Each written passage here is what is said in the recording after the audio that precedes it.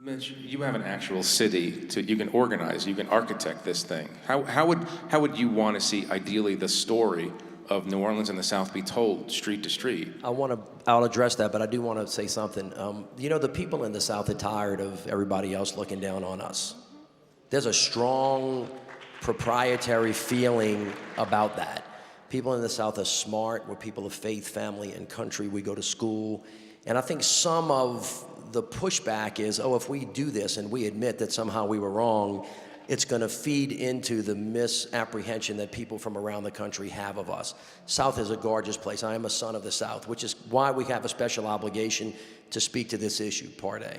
Part B, not everybody in the South was on the side of the Confederacy. As a matter of fact, New Orleans, Louisiana was in sometimes a Union town, and on this particular circle, which for 160 years was called Tivoli Circle, the Union soldiers stayed. And so this is as much an issue about are you for the country or against the country, as opposed to racism and white supremacy. That's why it's complicated.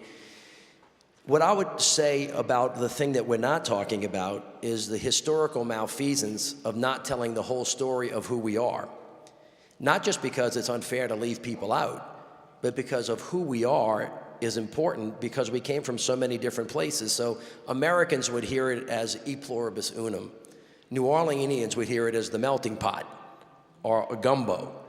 All of our architecture, all of our food, all of our music, all of our poetry, all of our lyrics, all of our architecture is made up of lots of different countries and generations of people: the Germans, the Irish, the Italians, the French, the Spanish, the Senegambians, the Haitians, all putting into the pot and creating something different and new. All of you know this because when you come to New Orleans, you go, you know what, I don't know what it is about that place, but it's really cool.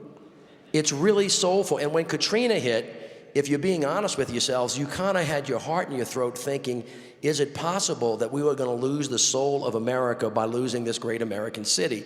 So from my perspective, that entire story is worth telling. And how do you do that? You do it through architecture.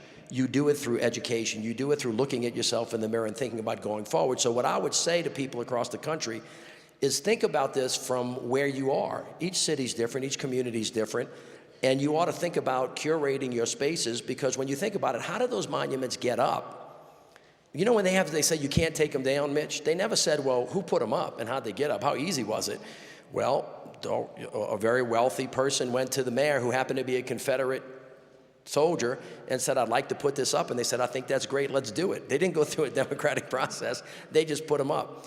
And so when you think about that, one of the things I wanted to do was correct what I thought was a historical error and make straight what, in my opinion, was crooked, and correct history, not erase history. And as you said before, the monuments are down, but nothing about our history has changed. So my suggestion for communities would be to talk to each other, to have this conversation, to listen to each other. The most damning thing I heard from my friends, who I hope are still my friends, was that you got a lot of other stuff to do, kid. You got crime, you got potholes, you got this. And by the way, I don't know anybody who is bothered by those statutes. Now I want you to think about that for a second. To them, it meant that's not a big deal, we should get over it, forget about it. Or it could mean you need to get some new friends. You actually need to go find somebody, because when I talked, and you know this, and Walter, you know this, when we began to talk to our friends about this, as Wynton asked me to do, the stories would break your heart from people like world-class trumpeter Terence Blanchard, who told the story the night that PGT Beauregard was coming down. He was flying into town. He heard it was coming down. He went and woke up his two daughters and took them out there with his wife, Robin. And he said, you know, I went to school right down the street at John F. Kennedy High School. I had to pass that statue every day. And every day I passed that statue, it made me think that those people were trying to send me a message. And when that horse was lifted off that thing, I felt weight lifted off my shoulder and felt for the first time that I belonged in the city of New Orleans.